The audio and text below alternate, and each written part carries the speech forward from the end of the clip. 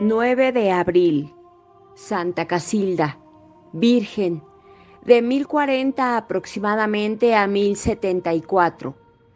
Hacia mediados del siglo XI, mientras los príncipes cristianos del norte de la península ibérica proseguían constantes la magna empresa que debía culminar con la reconquista de España, vivía en Toledo un rey agareno llamado Al-Mamún, en quien parecía haberse concentrado todo el odio musulmán contra los siervos de Cristo. Practicaba a la letra el mandato de su profeta: combatid a los infieles, esto es, a los cristianos, con guerras de religión y matadlos donde quiera que los halléis.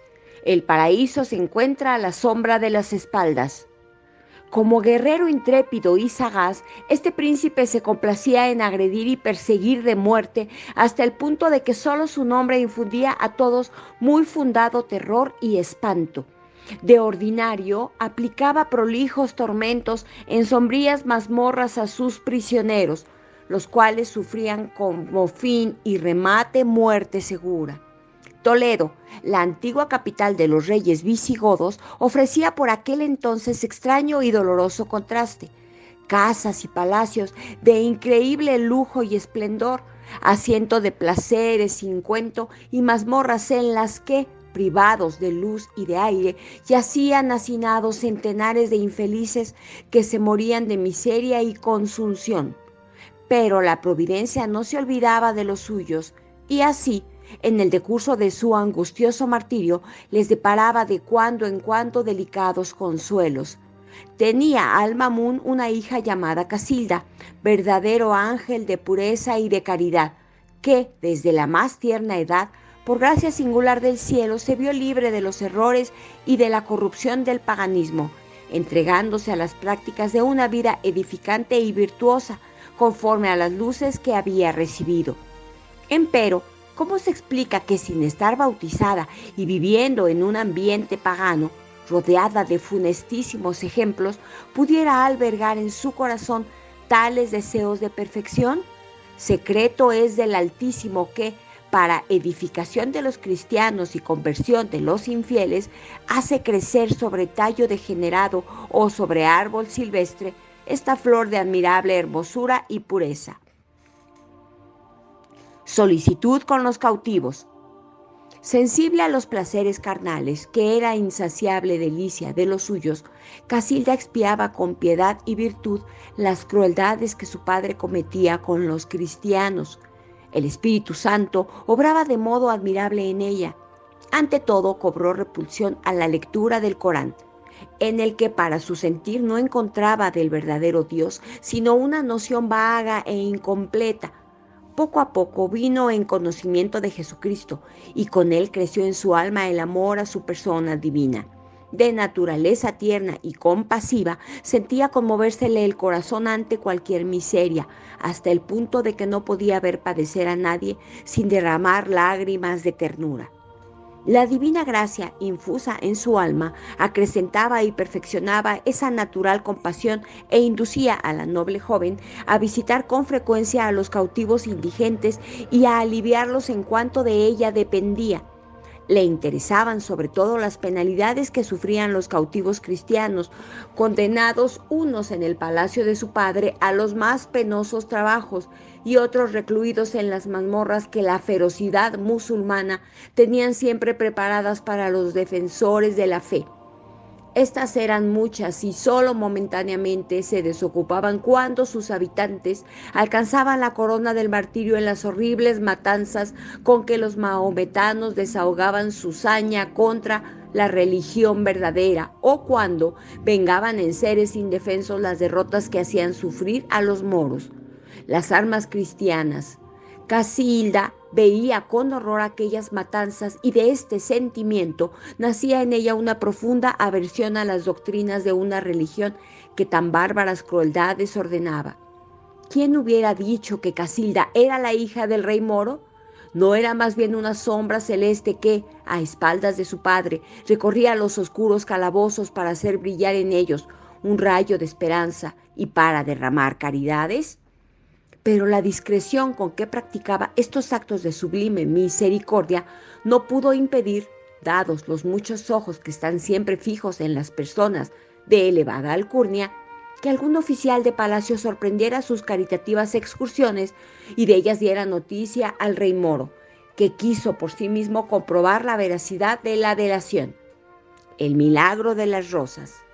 Un día en que, según costumbre, salía del palacio para llegarse hasta los subterráneos donde gemían las víctimas del rey y llevarles algún alimento, Casilda se encontró con aquel hombre despiadado que se había ocultado en un sitio por donde forzosamente había de pasar su hija. La preciada carga se esconde apenas entre los pliegues de su manto. ¿Qué dirá? ¿Cómo se librará de las importunas pesquisas de su padre? Este, con voz imperiosa y con la cólera retrasada en el semblante, le pregunta: ¿qué ocultas de ese modo bajo tu manto? Rosas, señor, responde humildemente, pero con toda naturalidad, la tierna doncella. Y en rosas, efectivamente, se convirtieron los alimentos, por milagro grandísimo que Dios obró para librar a su sierva de las iras del cruel padre, para dar al mismo tiempo un elocuente testimonio de la santidad de Casilda, cuando ésta, ante el mandato imperioso del rey Agareno, descubrió lo que bajo el manto llevaba. Sobrecogido de pasmo, el padre se da cuenta al momento de que le han llevado mensajes falsos y cuentos malévolos de su hija. Se calma su enojo, confiesa que se ha equivocado y deja a Casilda que siga su camino. La joven llega a los calabozos de los cristianos y ahí, por nuevo prodigio, lo que hace poco tenía aspecto de rosas es distribuido a los hambrientos cautivos bajo la forma de reconfortantes manjares. Mientras la joven doncella va y viene prodigando sus atenciones a los valientes confesores, les refiere con toda sencillez el milagro que acaba de obrarse y todos juntos dan fervientes acciones de gracias al cielo que tan visiblemente les ha protegido. Casilda, quedada admirada al contemplar el valor sereno, sufrido y resignado de los cristianos, y en su alma bondadosa no podía menos de hallar un eco simpático la sublime abnegación con que aquellos sufrían toda clase de tormentos por amor a un Dios muerto para redimirlos.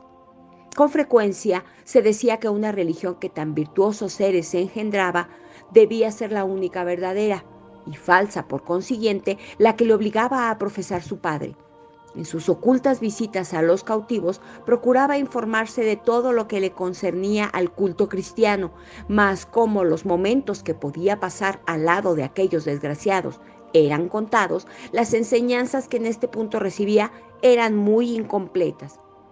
De aquí su deseo de poder hablar con algún sacerdote cristiano para que la instruyera en los misterios de nuestra religión y la admitiese en su seno administrándole el sacramento del bautismo, del que había oído hablar a los cautivos como remedio soberanamente eficaz para sanar todas las dolencias del alma. Pero esto era casi imposible mientras viviera en el palacio de su padre, rodeada de fanáticos musulmanes que la hubieran degollado si sospecharan, no más, que sentía alguna inclinación a los cristianos, en vez de odio y desdeñoso desprecio como todo buen moro. Ante semejante imposibilidad, Casilda se entregó con más celo todavía a las obras de caridad.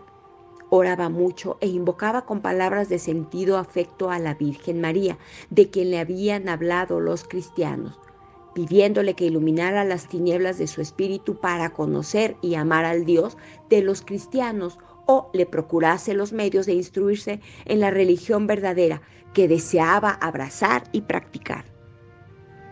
Enfermedad de Casilda y curación milagrosa. La Virgen Santísima escuchó las plegarias de aquella alma sencilla, procurándole por modo extraordinario los medios para realizar sus santos deseos. Aconteció que Casilda comenzó a sentirse enferma, sin que los médicos que la asistían hallasen remedio a su mal, a pesar de los cuidados que le prodigaban con el derroche de medios que permitía la regia estirpe de la paciente. Se consumía lentamente, cuando cierto día llegó a sus oídos Hay quien dice que por divina revelación, la nueva de que a unas pocas leguas de Burgos y cerca de Briviesca existían unas aguas conocidas con el nombre de Baños de San Vicente, de grande eficacia para el mal que padecía. Casilda comunicó a su padre aquella noticia para ella tan consoladora, espiritual y materialmente, pues el territorio donde se hallaban las salutíferas aguas estaba dominado por los cristianos y por lo tanto, al mismo tiempo que su cuerpo podría sanar su alma con las aguas 1000 veces más saludables del bautismo que con tantas ansias deseaba recibir. Pero precisamente la circunstancia de hallarse las aguas de San Vicente en tierra de cristianos, que era para nuestra santa causa de gran alegría, lo era de contratiempo no menor para su padre, que siendo musulmán fanático, por nada del mundo quería que su hija se pusiera en contacto con los que él tenía por infieles. En esta oposición de deseos de su padre y de la hija, se iba pasando el tiempo y mientras tanto Casilda iba empeorando de tal modo que al fin el rey moro, que a pesar de su carácter duro y violento, amaba apasionadamente a su hija, se decidió a reunir su consejo para plantear en él la cuestión de una visita de estado casi desesperado de la princesa, que permitieran las leyes de Mahoma que Casilda fuese a vivir entre los cristianos.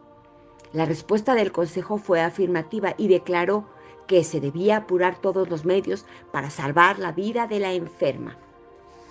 Ante un parecer tan unánime, el padre ya no titubeó y desde aquel instante ordenó providencias que llevara a cabo el viaje. Al efecto, solicitó la alianza del rey don Fernando I de Castilla para que diera buena acogida a sus emisarios y a su querida hija. Y aún se dice que para conciliar sus simpatías y su benevolencia, amansó su trato cruel y consintió en dar libertad a los cristianos cautivos. Dispuestas así las cosas, Casilda partió llena de confianza. Refiere uno de sus hagiógrafos que al atravesar un puente, el cortejo topó con un demonio en forma de horrible dragón que quiso espantar el caballo de la princesa para precipitarla en el río. Pero de repente, añade, el ángel custodio de Casilda se plantó con ademán terrible delante del demonio, que huyó y no se le vio más.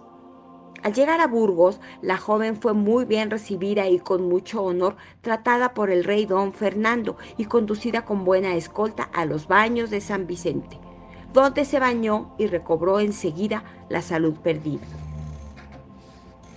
Bautismo y muerte de Santa Casilda. El reino de Castilla la Vieja, del cual Burgos es capital, fue uno de los primeros que sacudieron la dominación sarracena. Casilda respiraba a gusto en este país de fe católica, pues al par que la salud halló el ambiente cristiano por el que tanto suspiraba. Finalmente llegó el día de ser admitida en el seno de la iglesia para la recepción del santo bautismo, pudiendo en adelante vivir su verdadera vida. Dicho sacramento le fue conferido en un santuario próximo a los lagos y situado en la cima de la escarpada roca, dedicado a San Vicente, célebre mártir del siglo IV. Con ella recibió también el bautismo el numeroso séquito de servidores convertidos al cristianismo por la virtud de su ejemplo y de sus exhortaciones. Desde aquel instante tenía necesariamente que renunciar al hogar paterno y a vivir en país de infieles. Enamorada, por otra parte, de los atractivos del divino esposo, resolvió consagrarse a él por completo y habiéndose retirado a la cumbre de la roca que dominaba los lagos, ahí vivió santamente, obrando numerosos milagros. La iglesia de Burgos fija la fecha de su muerte el 9 de abril del año 1074. A este relato sucinto de los últimos años de Casilda agrega un biógrafo otras circunstancias maravillosas, algunas de las cuales confiaban tal vez con leyenda, pero son pruebas y demostraciones de la poderosa intercesión atribuida a la santa y de la eficacia de su poder. Casilda se quedó únicamente con 2 doncellas y algunos servidores, a los que encargó la construcción de una casita y un oratorio que deseaba levantar a orillas del lago, donde recobró la salud milagrosamente. Varias veces intentó llevar a cabo su propósito y no lo consiguió, pues la obra que los esclavos levantaban de día al pie de la montaña era trasladada de noche tal y como estaba a la cima del monte por manos invisibles, que no podían ser otras que las de los ángeles. La Virgen entendió entonces que debía edificar su oratorio en la cúspide de la roca, no lejos del lugar de su bautismo, y no resistió a los deseos del cielo. Su ángel de la guarda le advirtió que pronto había de morir. Casilda recibió tan grata nueva con manifiesta alegría, y estando a punto de dejar este valle de lágrimas, pidió a Dios como suprema gracia que otorgara a cuantos le solicitaran por los méritos de su indigna sierva la curación de sus dolencias y en especial el flujo de sangre, enfermedad que ella había padecido. Al exhalar el último suspiro, las campanas de la iglesia de San Vicente se echaron a vuelo solas para celebrar el glorioso natalicio de esta santa en el cielo. Guirnalda de Milagros. Alonso Díez de Lerma, protonotario apostólico canónigo de Burgos, arcipreste de Rojas y rector de la iglesia de Briviesca, dedicada por la piedad de los fieles a la Santa Casilda, publicó en 1553 el relato de la vida de la santa, con el atestado de 23 milagros, escogidos, según declara, entre la profusión de los que andaban en boga por aquel entonces, y al hacerlo cumplía un acto de devoción y pagaba una deuda de gratitud, pues él mismo era deudor a la santa desde el 14 de julio de 1547 de la curación de un achaque muy doloroso, cuyo relato incluye en su obra. La mayoría de los casos que reseña se refieren a personas acometidas de las hemorragias de índole muy diversa y que, desahuciadas por los médicos, consiguieron la curación yendo en romería al sepulcro de la santa. Entre ellas cita el autor la de la emperatriz Isabel, esposa de Carlos V, gravemente enferma y repentinamente curada. Como prenda de veneración y gratitud a su bienhechora, le envió su manto real tejido todo de oro y 500 ducados, además, para la confección de ornamentos sagrados, dejando encargado a su condestable de que cuidase en persona de la ejecución de sus órdenes. Contaremos otro milagro que debió tener gran resonancia, puesto que, con remontarse al año de 1121, corría de boca en boca cual si fuera reciente. No lejos de la ermita de Santa Casilda moraba un señor avaro y cruel que abrumaba a sus vasallos con pesadas cargas. Los que no podían pagar el censo exagerado eran condenados a andar descalzos por entre espinas. Indignadas por el bárbaro tratamiento que habían de sufrir sus maridos, las mujeres de Briviesca se congregaron una noche en el oratorio de la santa, suplicándole que pusiese remedio a su triste situación, y en aquella misma noche el usurero fue arrebatado de muerte súbita, con gran alivio de cuantos sufrían sus malos tratos. A veces los favorecidos son cristianos cautivos de los moros, cuyas cadenas se rompen, recobrando la libertad tras fervorosa invocación a la santa hija de los reyes moros.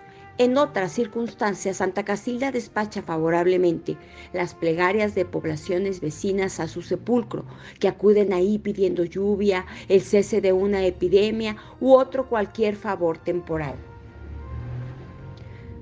Preserva de muerte casi segura a hombres, niños y aún animales que la mala fortuna tira desde lo alto de la peña, sumamente abrupta en que su oratorio se alza, o que se halla a punto de anegarse en los lagos de San Vicente. El hecho aludido ocurrió sobre todo el 6 de enero de 1146 en favor de María de Novilla, que cortaba ramas de encina en la cresta del cerro. Pero el milagro con más minuciosidad relatado es la curación alcanzada en mayo de 1550 por un sastre de Burgos llamado Sebastián de Salinas, que se vio acometido de terribles vómitos de sangre que duraron del 4 al 16 de mayo. Los médicos juzgaron el caso gravísimo. Un amigo suyo, Juan de Rota, pintor, exhortó al paciente a invocar con confianza a Santa Casilda.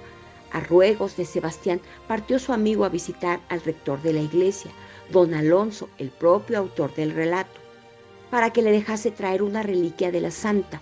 El rector le entregó lo que halló a mano, la llave de la urna de las reliquias de la santa. El enfermo recibió este objeto con devoción, lo besó y se lo colgó en el cuello. La curación fue instantánea. En agradecimiento, Sebastián hizo a pie el viaje al santuario de Santa Casilda con una cadena en los pies y prometió llevar por espacio de 1 año un brazalete de hierro para dar testimonio de la esclavitud que ahí en adelante profesaba a su bienhechora. Este milagro se contó al condestable de Castilla, el cual, tras detenido informe del suceso, quedó plenamente confirmado, rogó al deán de Cabildo de Burgos que organizara en la capital de Castilla una gran procesión, en la cual fuera llevada en triunfo la imagen de la santa, realizándose el 29 de junio festividad de los santos apóstoles Pedro y Pablo, asistiendo el propio condestable y su consorte doña Juliana Ángela de Aragón y Uco. Ambos esposos hicieron a la santa ricos regalos, particularmente en telas de oro y seda, aparte de un cáliz dorado. El santuario de Santa Casilda, culto a la santa. El peregrino que hasta hace pocos años acudía a visitar el popular santuario de Santa Casilda emprendía la peregrinación en Briviesca y subía por las agrias cuestas que conducen a las alturas de Betallo. Desde Salinas ya se descubre la cruz del campanario y poco después el modesto edificio. Picos agudos, hondas concavidades, despeñaderos, rudas laderas, horizonte estrecho, páramos estériles, mármoles, grietas calizas, vetas de hierro, grupos de agrestes rocas, estrechando los valles, montañas canosas apíñanse sobre estas alturas de Castilla, cada una de las cuales parece presidir las pequeñas mesetas de los prados. Levantan sus marmóreas cabezas, enseñan sus estériles vientres, sus pechos secos, sus brazos monstruosos, diciendo: silencio, soledad, contemplación. Y como tú, modesto santuario, no has caído del ariete de las anarquías, ¿quién te ampara? El pueblo devoto. En el pequeño santuario no se ostentan precisamente las ricas obras de las artes, sino las de piedad. Consérvanse en él la urna sireneraria y los restos del vestido plateado con que se engalanó en su última hora la princesa de Toledo, el lienzo de su ropa interior y sus preciosos cabellos castaños.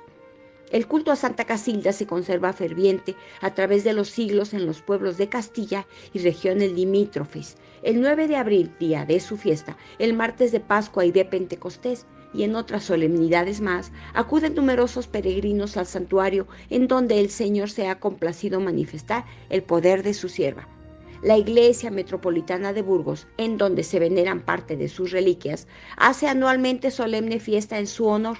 También Toledo y algunas otras ciudades le tributan culto particular.